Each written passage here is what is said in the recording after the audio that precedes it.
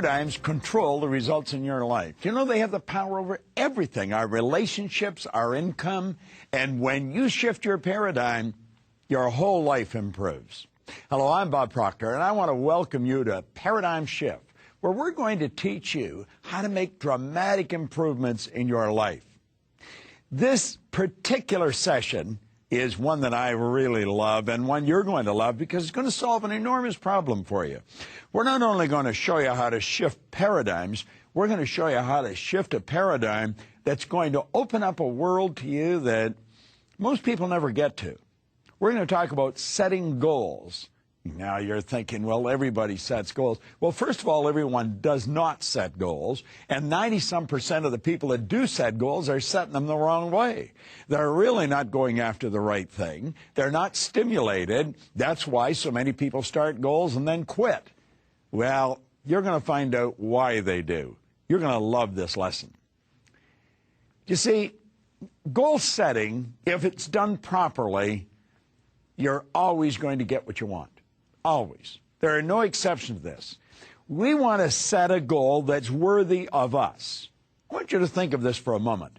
You're trading your life for a goal. Now, I don't think you'd trade your life for a car. I don't care what the automobile is. It could be a Ferrari, a Lamborghini. Would you trade your life for it? I don't think so. Would you trade your life for a house? I haven't come across the house that I'd trade my life for. Now, I've been in some beautiful neighborhoods, and I've been in some magnificent homes, but I wouldn't trade my life for any of them. And yet, you know, you are trading your life for what you're doing today. Now, if you're not going after a goal that's worthy of you, then what are you trading your life for? Do you see how important this is? Earl Nightingale said that success was the progressive realization of a worthy ideal. Now, I got a hold of that definition in 1961. I have never changed a word in it. Earl Nightingale passed away in 1989. He came across it in 1951, and he never changed a word. It is the progressive realization of a worthy ideal. Now, stop and think of what that means. Progressive is not go and back, up and down. Progressive is continually moving in an upward direction. So if we're going after the goal we want, we're not going backwards. We're not having bad days. We are progressively going in the right direction of a worthy ideal. Now, we're not asking, are we worthy of the goal? Is the goal worthy of us? So do you see, when you look at this, it's pretty important. And then let's take the last word, an ideal. James Allen, a marvelous Victorian author, wrote the little book, As a Man Thinketh. In fact, you should go to asamanthinketh.net. Vic Johnson has really done something for that book. And you know, that book has changed more lives. Well, James Allen, in the little book, As a Man Thinketh, he said an ideal is an idea that we have fallen in love with. Every time I say that, I think of the psychologist Adler. He said, I am grateful to the idea that has used me. Isn't that beautiful? So let's think of what success is. It is the progressive realization. It's the materialization of a worthy ideal. So we're going after something that we absolutely love. Now, what is love? Love is resonance. When two people are in love, they have a rapport intellectually, emotionally, and physically. They're on the same frequency. Well, when you fall in love with an idea, you're intellectually stimulated by the idea, you're emotionally stimulated by the idea, and you're physically going after it. You're making it happen. So we want to go after a goal that's worthy of us, that we're really going to make happen, and we're going to make it happen now. Now, think of this. Let's get ready for it. We have infinite potential. Now, I've talked about this in another series here, and I want to hit on it again. No one can guess. The most erudite scientist alive cannot even guess at what you're capable of doing. You may be sitting there and will say, how do you know that? You don't even know me. because we all have infinite potential. You see, we're spiritual beings. Spirit's omnipresent. Spirit's 100% evenly present in all places at the same time. I'm going to tell you, when God created us, he created the greatest and the best, the highest form of intelligence on the planet. And we're not utilizing it properly. We have infinite potential. There's no end to what we can bring to the surface. No one even knows what we're capable of doing, least of all you. So why do we set goals? We set goals to find out what we're capable of and to develop the best in us. So now I'm going to ask you to stop and take a look at what you do. Now, we're talking here about paradigms. If you've seen any of the other shows in this series, we know that paradigms can control what we do. I say can, they generally do. Paradigms generally do control what we do. Now, we want to change that, because I want to be in control of what I do. I don't want the paradigm to be in control of me. Now, if we stop and think, we've got a ton of knowledge locked up in our consciousness, but that doesn't necessarily mean we're acting on it. Do you know, I have come to the conclusion that almost everybody I've ever come in contact with knows how to do at least 2, 3, maybe 10 times what they're presently doing. Yet it's not that they don't know how, it's that they don't do it. Why? Because we're not thinking. Remember, Earl Nightingale said if most people said what they were thinking, they would be speechless. Listen to the conversations, watch the behavior. Yet it's going to be obvious people are not thinking. Well, let you and I start thinking. Let's really think, why am I doing this? Why am I spending my days the way I'm spending them? How can I change them? How can I begin doing exactly what I want to do with the one life I've got? Goals. That's the answer. See, we've got to pick something we want. Now, paradigms are the roadblocks that stand between you and your goals. That's the only roadblock. I love the way U.S. Anderson put it. He said, when we fully realize that thought causes all, we will know there's never any limits that we ourselves do not impose. Pogo said the same thing. Pogo said, we have seen the enemy, and they are us. Now, paradigms are the only things that stand in between you and your goals. Now, stop and think of what your goal is. You may want to be a scratch golfer. Do you know you could be a scratch golfer? A lot of people think, well, I'm too old for that. Age has got nothing to do with it. It has absolutely nothing to do with it. In fact, I'm going to digress for a second, because this is an interesting point that I've always been sort of fascinated with. We know, worldwide, when I say we, I'm talking about Asia, America, Europe, Australia. We almost accept 65 as being an age we should retire at. Do you know where that age came from? Most people don't. Back around 1880, Otto von Bismarck wanted to be elected Chancellor of Germany. And like all aspiring politicians, he dangled the carrot and he said, if you put me in as Chancellor, when you reach a certain age, the government will send you a check. You don't have to go to work, we'll send you a check. And he just arbitrarily picked 65 out of the ether. Well, think about it. 40, 50 years later, when they're setting up Social Security in America, somebody said, well, are they doing it anywhere else? Well, yeah, they're doing it in Germany. What age? 65. And so it was just accepted. Isn't that bizarre? Some aspiring person in Germany set an idea that the whole world has become subservient to. Why would a person retire when they're 65? Why would they ever retire, as a matter of fact? Retire means pull back from life.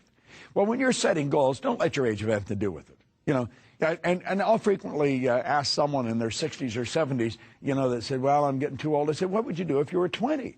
I said, then that's what you want to do. Age has got nothing, absolutely nothing to do with it. Gender's got absolutely nothing to do with it. And you want to know something else? What you've done in the past has nothing to do with it. We're talking now about you setting a goal for what you want. That's where we're going, and we're going to get the paradigms out of the way. So how do we start? Well, there's a beautiful concept. I call it ABC. Pretty basic, nothing complicated about it. And this is where most people set their goals. Most people set goals on the A level. Why do they do that? They don't want to fail. This is so silly, because we're going to fail. Failing is a part of winning, but most people don't know that. Why do we want to fail? Well, let's go back to the time we're little kids. We're just starting to walk. You watch adults with babies. We do it ourselves. And the baby goes to leave a chair, and we say, be careful, you might fall. Where did they get the might stuff from? the kid's going to fall. They're going to whack their head. They're probably going to bleed. They're going to cry. We're going to hurt. They're going to hurt. But they're going to get up again and keep on going. You see, if you're setting goals so you don't fail, you're not going to go anywhere. Your trip is going to be sideways. There's going to be no progressive growth. It's going to be sideways movement. You're not going to go anywhere. But that's what most people do. They set goals to do something they already know how to do.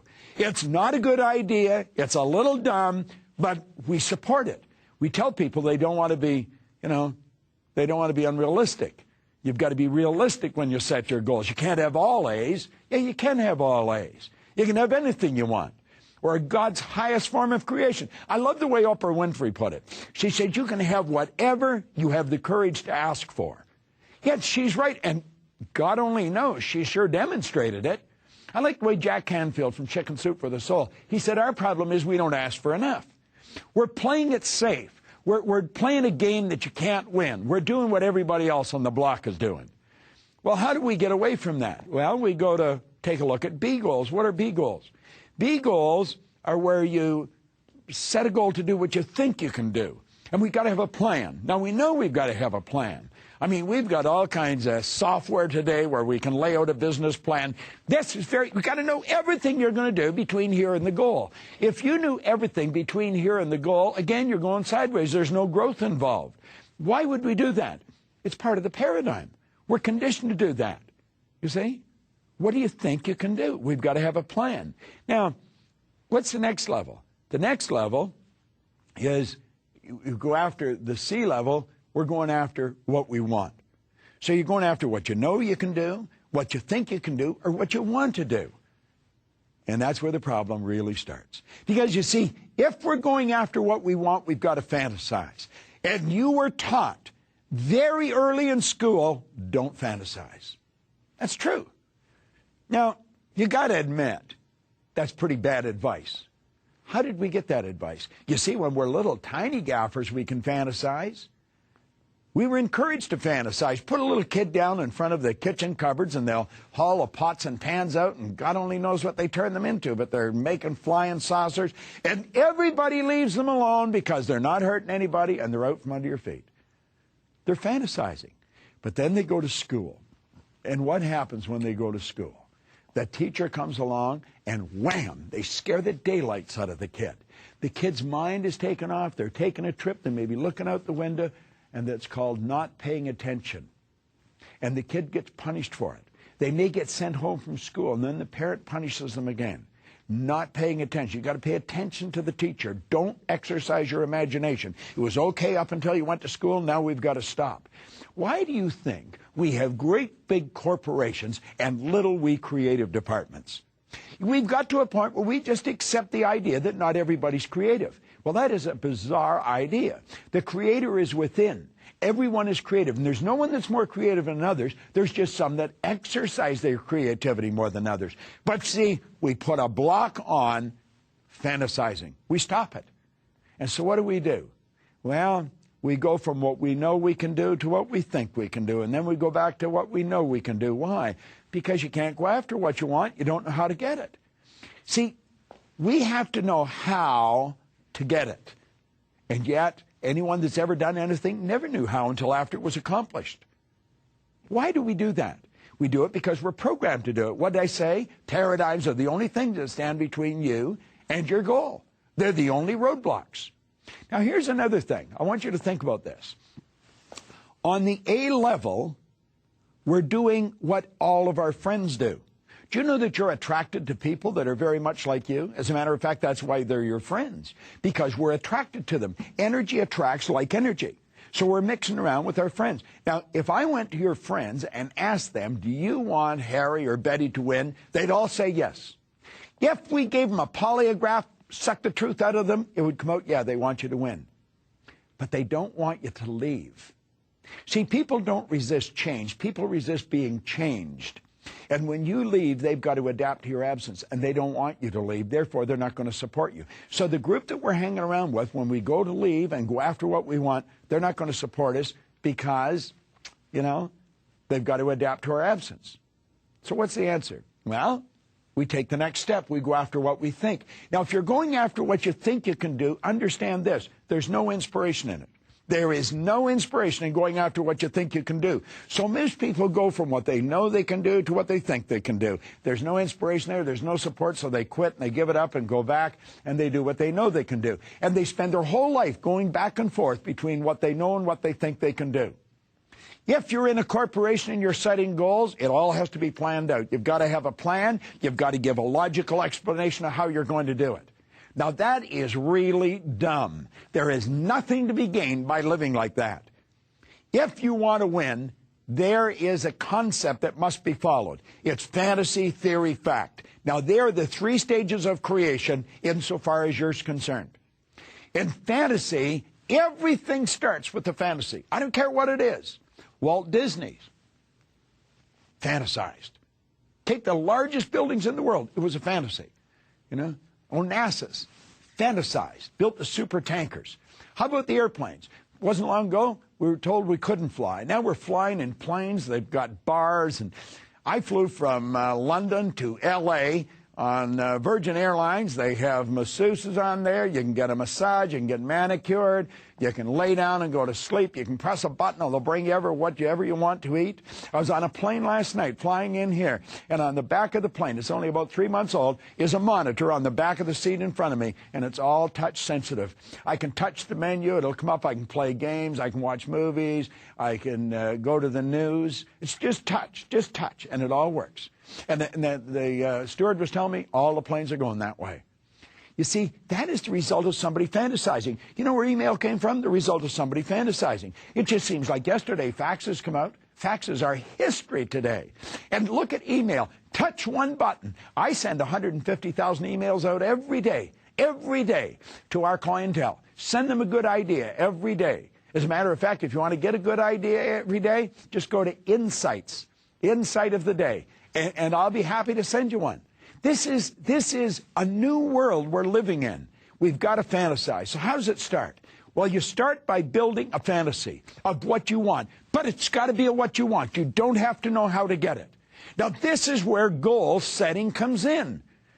Take a weekend, take a week, go away somewhere, sit under a palm tree, chew on a piece of straw, and just let your mind take off. How do you really want to live? Yet doesn't matter what it costs. Yet doesn't matter what the resources are. I think I mentioned on another part of this series where Price Pritchett from Texas, he said the absence of evidence is not evidence of absence. Don't you know that nothing is created or destroyed? Everything we need is already here, if not in one state or another. We've got to build the image in our mind that put us in the vibration we need to be in to attract what we want to attract. We're told to seek ye first this kingdom. Go inside, not outside. Quit trying to figure it all out. Just ask yourself, what do I really want? It's such a magnificent idea. Why weren't we conditioned with this idea? Well, it doesn't really matter. Somebody else may have been responsible for making us what we are. We're responsible for changing it. So build a fantasy. What do you really want? Right? Now, what you have to do now is turn it into a theory. We go from fantasy, theory, fact. So how do you turn it into a theory? And what is a theory? See, the fantasy is done with the imagination. It's just out there. It's like a giant hologram of the life that we want. All right? A theory is an idea we're starting to give serious thought to. A theory is a thought or a collection of thoughts in the consciousness. It's an idea. It's an idea that we're starting to give a reasonable amount of thought to. We're starting to take it serious. Now, we have to pass a couple of tests before we can turn that theory into a goal. We have to ask, am I able to do this? Well, I'm going to tell you something. For 45 years, I've been studying human potential. I have found there's only two sources of reference you can go to find out anything about yourself. One's science and the other's theology. Now, both of these areas clearly indicate that you and I have infinite potential. No one knows what we're capable of. We're sending spaceships off to foreign planets. Think of what we're doing. Think of what we've already done. Don't stand in awe, they did that. We did that. Include yourself in it. It was the consciousness that you're operating with that they used. Use that consciousness. Am I able? I don't care what religion you belong to. You could be Christian, Hindu, Jew. Every religion teaches that you have infinite potential. Yes, you're able. You might not know how. You might not have the resources, but you've got to admit, I'm able to do this. I am able to do that. Then you have to ask, am I willing? And that's where we get caught up. Am I willing? Am I willing to experience the discomfort? Am I willing to hurt? Am I willing to give up what I have to give up to get it? Am I willing to spend the time? Am I willing to study? I remember one time reading in an airline magazine an interview with Walter Cronkite. This was years ago. And the person that was doing the interviewing was talking to Cronkite about the astronauts because he knew them all, you know, interviewing them all. And the interview said, they must have had tremendous courage to get in those capsules. And Cronkite said, on the contrary, they didn't need any courage at all to get in those capsules. He said they got in those thousands of times. They got into simulators thousands of times. They had been there many, many times. Everything was programmed. Everything. Anything went wrong, they were programmed what to do. He said what took the courage was the years of study, the sacrifice, the giving up what they gave up to learn what they had to learn to get in those capsules. Well, are you willing to pay the price? You may want to be a scratch golfer. I had mentioned that earlier. Are you willing to practice? See, I played golf, but I wasn't willing to practice. I'd go out, I hadn't hit a ball all winter, and I'd just stand, tee it up, and away I'd go. And I never knew where it was going to go. It was always a bit of a puzzle to me where it would end up. Pros don't do that. They don't do that in anything. If you really want to collect in this life at what you're doing, you've got to be willing to pay the price. Now, the beautiful thing about sacrifice isn't losing. Sacrifice is gaining. Sacrifice is giving up something of a lower nature to receive something of a higher nature. You see, what you're doing is you're making a space for the good that you desire. So we start out with our fantasy. We say, am I able? Absolutely, I'm able. Then am I willing? Well, you see, if you're going after something you really love, yes, you'll be willing. I love what I do. I absolutely love it. And I'm going to do it until I move out of this body. I mean, it's just, I think I'm involved in the greatest work in the world. And I'm willing to do whatever I have to do to get better at it. I'm willing to do whatever I have to do to learn how to communicate it more effectively. You want to be willing to do what you have to do to become the best at what you're doing. You see, a pro is at his best regardless. It doesn't matter what's going on, they're going to perform. Now, when you say, yes, I'm able, and yes, I'm willing, at that second, your theory turns into a goal. Now you want to take that goal and you internalize it. You let it move into your subconscious mind. You start adding emotion to it. You get emotionally involved. And the second you do that, your goal begins to move into form. Now, by law, that's called the transmutation of energy. See, an energy flowed into our consciousness. It had no form. We gave it form. We built the image. And then we internalized that image. It altered the vibration we were in, which caused us to act different. But you know what else it did? It set up an attractive force, and it brought to us stuff that we would have never brought to ourselves. We attracted everything we need. If it was money we needed, we'd attract. If it was a book we needed, if it was the assistance we needed, it would be there. The idea in our mind began to move into form. Do you know what that's called in religious terms? That's called prayer. Most people think prayer is getting on their knees and making a noise. That's what that is, getting on their knees and making a noise. Prayer is the movement that takes place between spirit and form with and through us. We're spiritual beings. We can tap into pure, unadulterated spirit, and we can build the idea out of pure, unadulterated spirit. And by internalizing that idea and turning it over to spirit, it gives it back to us in physical form. God operates so perfectly. And you know something? That idea will move into form. It becomes a fact. And that's how goals are achieved. We start out with a fantasy. We go to the theory. We pass the test. Yes, I'm able, and yes, I'm willing. And then we internalize the idea, and it moves into form. So what do we give up? We give up the idea of going after what we know and what we think we can do, and we go after what we want. So now, stop and ask yourself, what do you really want? See, the only prerequisite is, can you see it? Can you see it on the screen of your mind? If you can see it on the screen of your mind, you're quite capable of doing it. And then can you believe it? See, Napoleon Hill said there's a difference between wishing for something and being ready to receive it. He said no one's ready to receive it until they believe that they can acquire it. The state of mind must be belief and not mere hope or wish. And where does belief comes from? It's in all the good books. It's throughout the Bible. It's throughout the Bhagavad Gita, the Quran, the Torah. You've got to believe. James Allen talks about it through his books. William James said, believe and your belief will create the fact. Well, my old mentor, Leland Val Vanderwall, he laid it out for me one day. He said, our belief system is based upon our evaluation of something. And frequently, if we reevaluate the situation, our belief about that situation will change. It took me 9 years to figure that out. That's how my life changed. I started to believe in me. I started to find out things about me. Do you know that your central nervous system is the most complex electrical system in the whole universe? There's nothing like it. It would make the electrical system in a supercomputer look like a toy.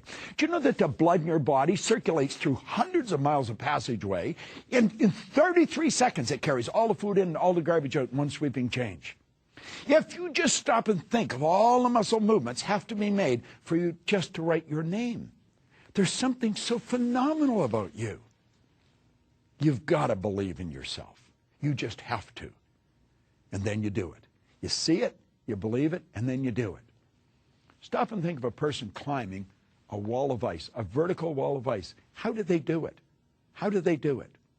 Well, they're on the ground. They know they're on the ground. They see themselves at the top of the wall. They've got the equipment. They got the shoes. They got the spikes. They don't know the steps they're going to take. They can only see themselves where they want to go. They know where they're going. They know they're going to get there. They put one pick in, and then they put another pick in. And then they move one foot, and then the other foot. And then they adapt to the change in their conditions, their circumstance, and their environment. They're not on the ground anymore. They're suspended on a vertical wall of ice. And they adapt to the change, and then and only then will they see the next step. And they move this hook up, and this hook up, this foot, this foot. And then they adapt to the change in their conditions, their circumstance, and environment. And then and only then will they see the next step. Do you know that's how you're going to get to your goal? That's how Hillary got to the top of the mountain. That's how Edison built the light bulb. That's how we've got the internet. That's how we've got the email. And that's how you're going to reach your goal. That's how you're going to do scratch golf. That's how you're going to set a goal that is worthy of you. God's gift to you is more talent and ability than you'll ever hope to use in your lifetime. And your gift to God is to develop as much of that talent and ability as you can in this lifetime. Now, that's all the time we have for today. But remember, there's no shortcuts, but you can make a quantum leap through the transference of information and experience. And that's what this channel is all about. So that's what Paradigm Shift is all about as well. I want to thank you. This is Bob Proctor. Set your goals, and I'll see you in the next show.